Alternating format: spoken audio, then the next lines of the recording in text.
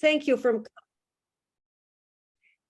for coming today for this webinar, for which I've been waiting eagerly to join today with our beloved old friend and colleague and TESOL CPD PLN leadership member,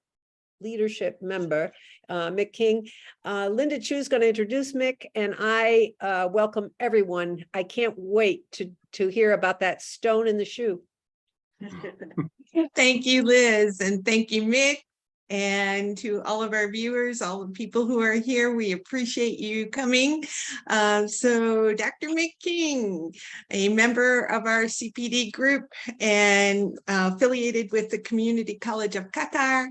And we are so happy to have him here. He's got such a big, extensive background in Europe and in the Middle East. And he's going to speak to us about the need for all of us to be research active. And I love the name of your topic, A Stone in My Shoe, an ethnographic research autobiography. So with that, I will turn it over. We're all anxious to hear from Mick. Thank you so much, Linda, and thank you to all of the team, my old colleagues in the CPD PLN. We had a great time, of course, and thank you so much for asking me to give this session today. I do want to just put a little disclaimer in. I have given this session a couple of times before, but quite a long time ago in the past. So if anyone is back for the second time, hopefully it's like your favorite song in a rock concert or something that you want to come and listen to it again. So it's a little bit of an unusual approach, I guess, in that it's not a presentation per se, although I have presentation slides, but it is an auto-ethnographic reflection. So as such, it's kind of like a story. So what I'll be doing is I'll be narrating it. And so I'll be actually reading like I'm reading from a book, but of course we're in the 21st century, so I'm going to read from a screen. I don't think you'll be able to see that. You'll just be seeing my slides. And I think I'll be talking for about 20-25 minutes. And then I have a list of questions at the end in case you don't have your own questions. But as you're listening, I'd like you to listen to my reflection and to reflect yourselves about the stages that I'm going to talk about, and maybe share afterwards similar stages that you may have gone through. So let me just share my screen. I'm going to go straight to here. And I just need to change the settings for myself. Just a minute, please. It's fun to look at your slide. Okay, good. So yeah, A Stone in My Shoe, a research autobiography. So the name will become apparent quite soon. And as you can see, we've got a little road, my little journey along the road, going really through my career, and not just my academic career, but I'm going to start at the beginning, right when I was a kid. So let's go. Let's start by asking the question, why do we research? Or better said, why do I research? So I follow this stone in my shoe approach. And that's a feeling when something is not quite right and you realize that you do not have an informed solution for it. So throughout my career, I've tried to find solutions in research for wide-ranging problems.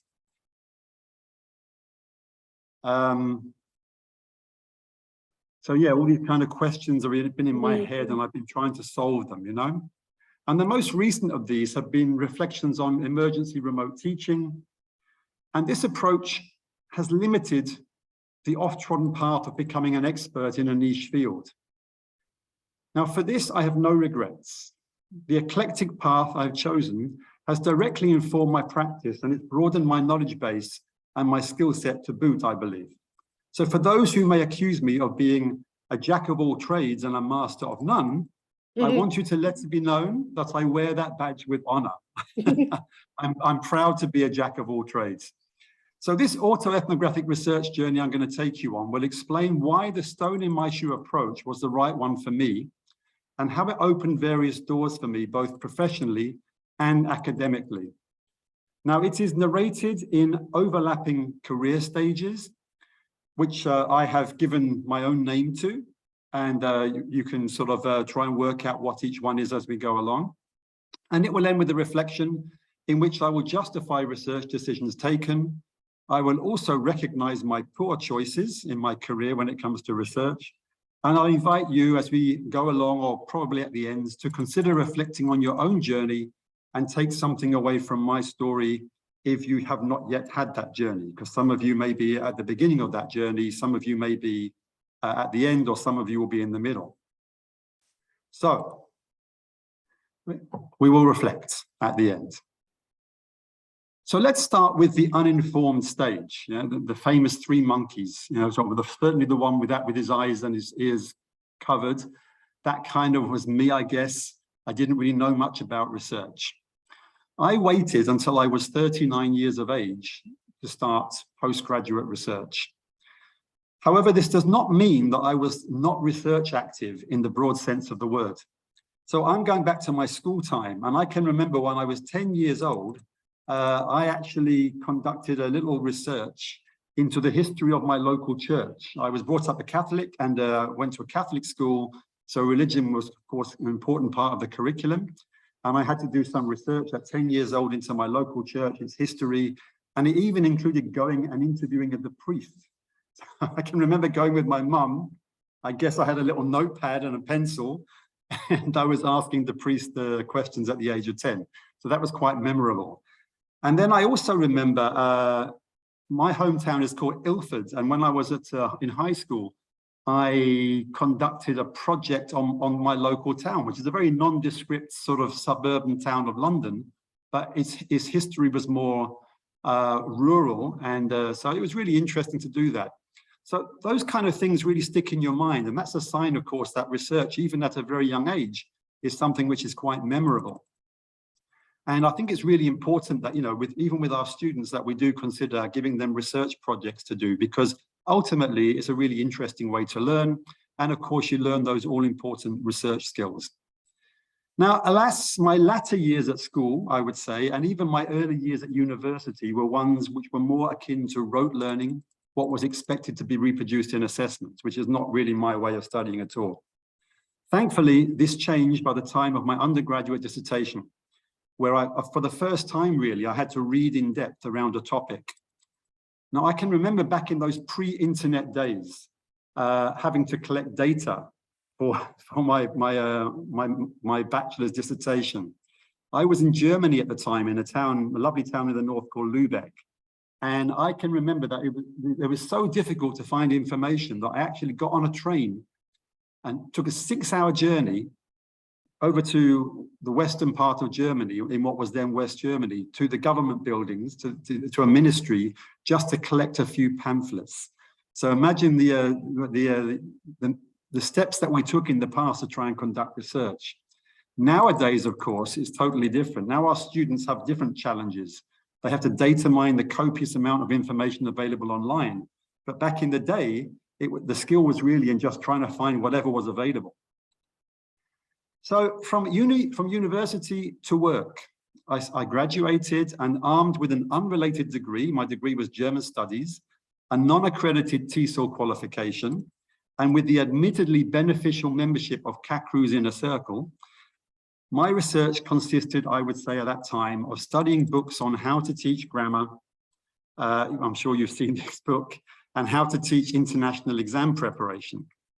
So on reflection, my development as a practitioner was founded, I would say, on a minimal knowledge base, very much a trial and error approach to what worked in the classroom, and a lot of enthusiasm. Now, at the time, I did not see the need to change that approach at all. You know, possibly I was overconfident, a little bit arrogant in my abilities, and I didn't have any reason to question them. Now, in this period, I ran a small language academy in Spain, and then I worked for a Dutch university before running a foundations department on one of their branch campuses here in Qatar. So securing a post with the Dutch university was a real threshold for me in my teaching philosophy and in the way that I saw how students could learn, because it introduced me for the first time to problem-based learning. And I was trained as a PBL tutor for management subjects, so I became a voracious reader of the management literature, so I could be up to speed with the students. And as they were conducting various business research projects, I also became acquainted with the models of research that they were using. So these were really enriching years in convincing me that maybe it was time for me to renew my own research journey. So the last time was probably back in school when I did that project on my local town.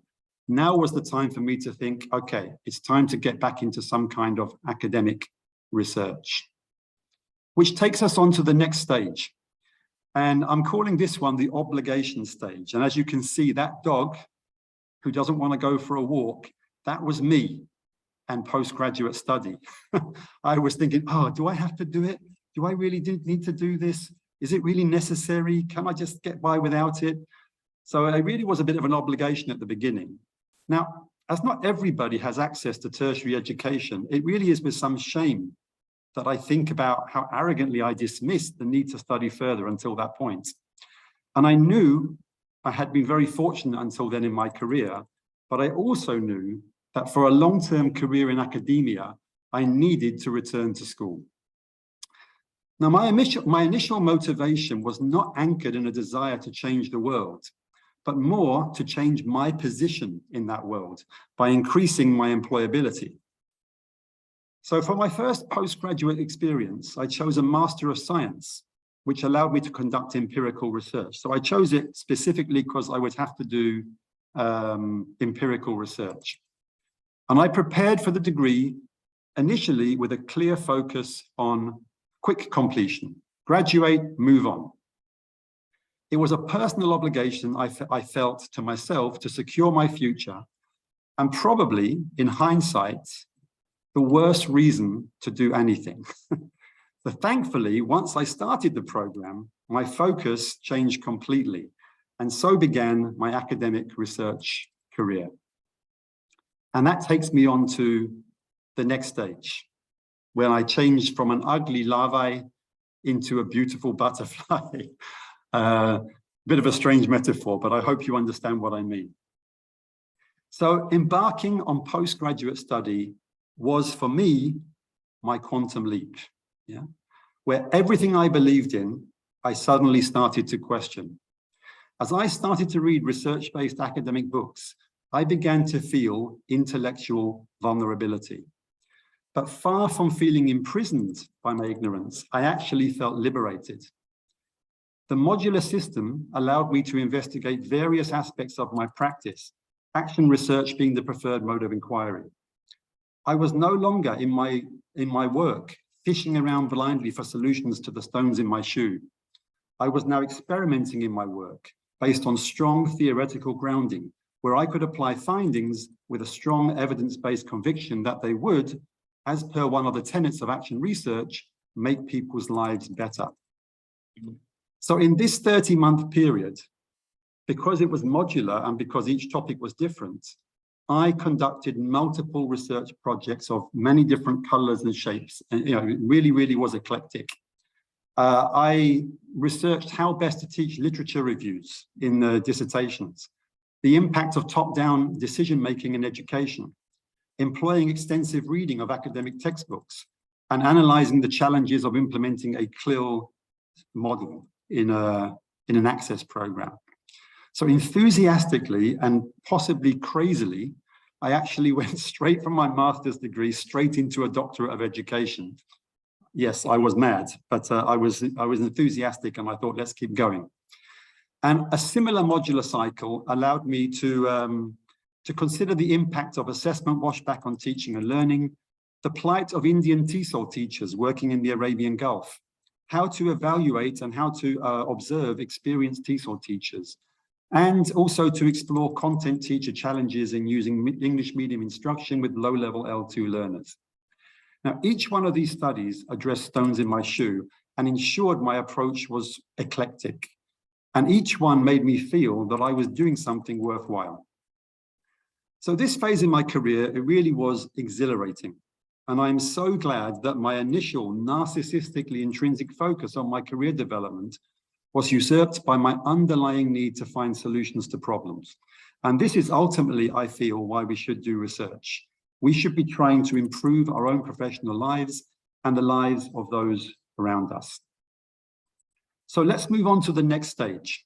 The next stage is the dissemination stage.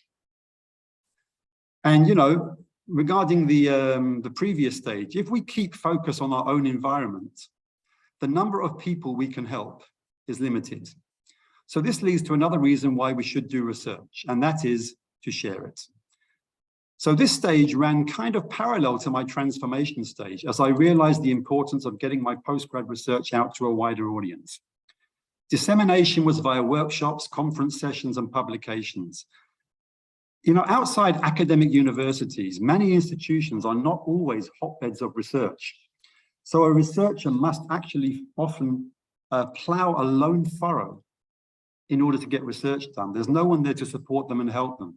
So I find that sometimes one way around this is actually to tell your students what you're doing, to tell them about the research you're doing. I've always found that students are actually really, really interested and actually sometimes want to, you know, see if they can get involved. But probably the main way to circumvent a disinterested work environment is, in my view, and I think in the view of many other people, to join a language teacher association or an LTA.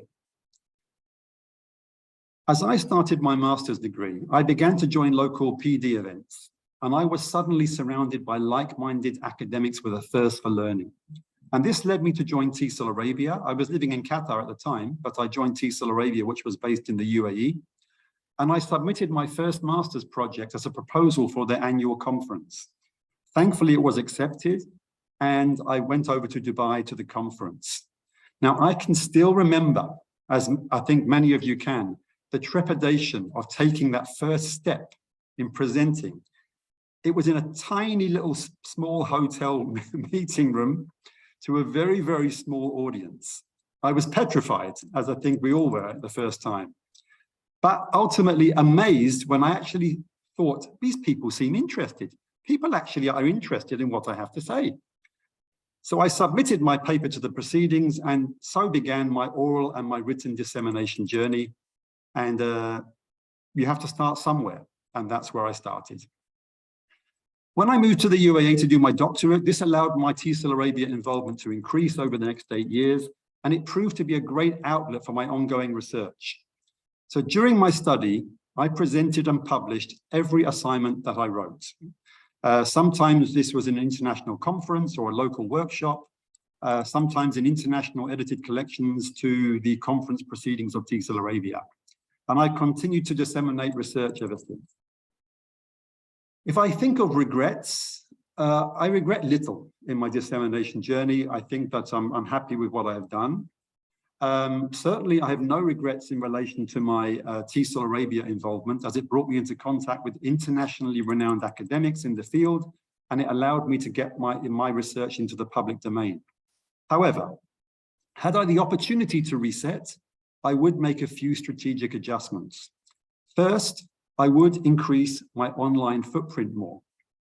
I have published mainly in print, and I also have not uploaded my draft versions of publications to open access personal online platforms like ResearchGate and Academia EDU. Now, I do feel that presenting, for me, is somehow more democratic than publishing. It's easier to prepare, and it offers deeper real-time engagement. However, not all conferences are free, and not all institutions will fund attendance to conferences. We don't have a lot to thank COVID for, but one thing we can thank COVID for is changing the PD landscape and how we actually do PD. The pandemic pushed all sectors into seeking out the benefits of online learning and PD. I'm sure, like a lot of you, I've spoken in the last few years at events where the audience numbered in the hundreds. Both Liz and myself were at a conference the other week where I think there were 400 and 500 people in the room. And I think back to that handful of people who attended my first conference presentation in that small hotel meeting room. What a long way we have come. You know, how much easier it is now to disseminate our research. So from a research perspective, we definitely need to continue to harness the power of technology. I also regret not publishing my doctoral thesis. However, the aforementioned power of technology means that if something is somewhere online, it is accessible. Firstly, for the presentations, we're going to see all these people, watching us present online. And then regarding my thesis, what I noticed when I went to check it in the university repository, this was a couple of years ago now, it actually had more than 1,000 hits. So again, when I discovered this, it was just, it's just like with that small conference audience back in the day, like my first presentation. I was just amazed that so many people might find something I wrote worth investigating. So it just goes to show that this is clear evidence that we cannot keep research to ourselves. So we move on to our next stage. This is the recognition stage. Now, people who are interested in what we have to share, hopefully they will be interested. And the more we share what people find useful, the more likely they are to seek us out. So before I go any further, let me make it clear. I don't consider myself to be anyone special in this regard, you know? So let's put my position in perspective. So if I can do this, then I'm sure that anyone can.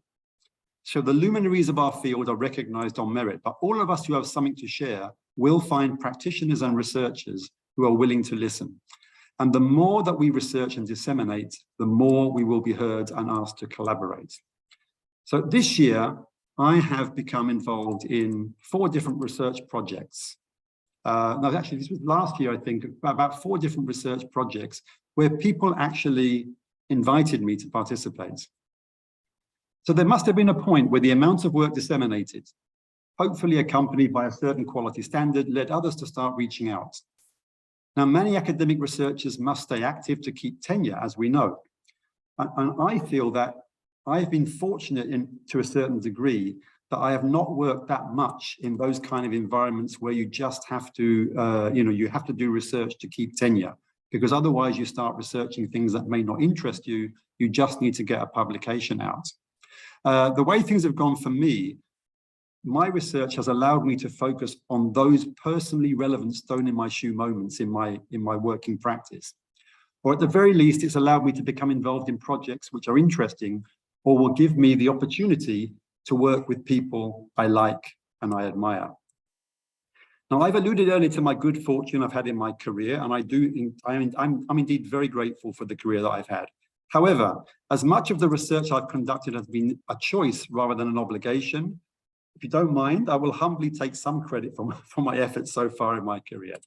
So summing up, you are more likely to get recognition if you have something to be recognized for. So again, you need to get published and then people will recognize you, then doors will open for researching with other people. And so one such element of recognition, I think, is producing meaningful and useful research. We move on to the final stage, the reflection stage. So reflecting on these stages of my research career, for those with a similar background to mine, hopefully there is a chance to remind yourselves of how valid and important your work is. And maybe you will have come across something new to consider. For those of you who are new to research or thinking about doing it, you can use this reflection slide as a kind of a personal blueprint for things to consider if you want to start doing research yourself.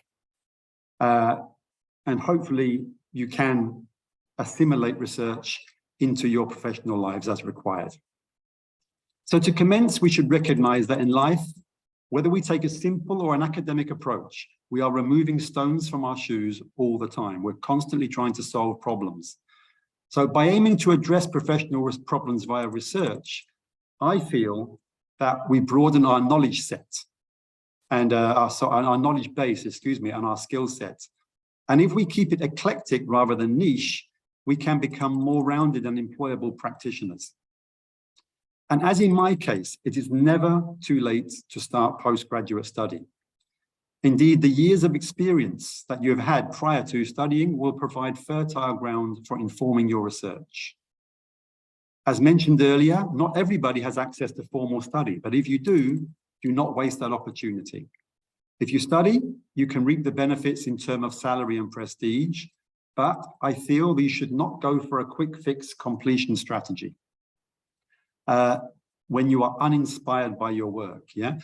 We should never do something irrelevant and unenjoyable when we have the option to make it relevant and meaningful. So if you do not have access to formal study, conduct self-initiated practitioner research to transform your professional lives and the lives of those around you. It is also important, of course, as we said before, to disseminate your findings. You can do this via formats where professionals come together to share, bond, and collaborate. For me, the Language Teacher Association membership is a great networking launchpad for this.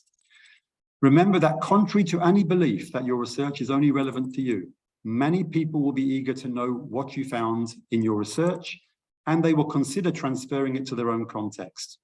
Just like you, they want to learn and to improve their practice as well. So you have to believe that in yourself that you can do it, and believe in what you do, and just take that leap. The more you disseminate, the more assured you'll become in doing so. And finally, I think we need to use technology as much as possible to be seen, heard, and read. Publication could be via journals, professional periodicals, and even books, for example. But our new normal world has democratized the dissemination of presentations via online options, and these are often free of charge. So I would propose that unless your employer needs evidence of publication, presenting may have more reach and more impact, as it's more accessible and it allows for immediate engagement and feedback. And finally, in answer to the initial question, why do we do research? First and foremost, we do so to inform ourselves and others, and to exact positive change in our professional environments. By accessing findings, we learn, and by sharing findings, we give others a chance to learn. Without research, there is no change for the better. So we should all feel an obligation to conduct it in whichever way is possible and meaningful to ourselves and those around us. We can do this safe in the knowledge that we will have an audience. There will be an audience out there. We are a community of teachers, but we are also a community of researchers. So together, let's rid ourselves of those pebbles digging into the soles of our feet and walk confidently forward. And thank you very much for listening to my story. And I'm going to unshare my screen for a little bit, and we might come back to some questions later on. Thank you very much. Wow, thank you so much, Mick. That was really inspiring, and I think a lot of great information about doing research. And we would like to open it up to our audience also to share their thoughts and their experiences and their ideas about research now. So if anyone would like to have a chat, please let us know. Please put it in the chat box or raise your hand or go ahead and ask questions. Thank you. I can't see the participants. I can only see Mick and Damon and Linda and Lynn. Can we please open the presentation to all participants to see them on the Zoom screen? Maybe it's the way I've got mine set up. Sorry. Yeah, the way you have yours set up. It says I see gallery. everyone. Yeah, go to gallery. It's on gallery. From Julie, you need to select show non-video. What? Okay. Sorry to interrupt. Go ahead. I can't see anybody. I'm happy to share questions if you want. I can throw some Yeah. questions out there for people to respond to. Shall I do that, Linda? Sure, that would be great. Okay, I'll just share my screen again briefly, and we can come back to the questions. So yeah, I thought maybe it might be nice to go through the stages, you know, like the stages that I went through. And so I started with the uninformed stage. Before I ever did academic research, when I was young, I was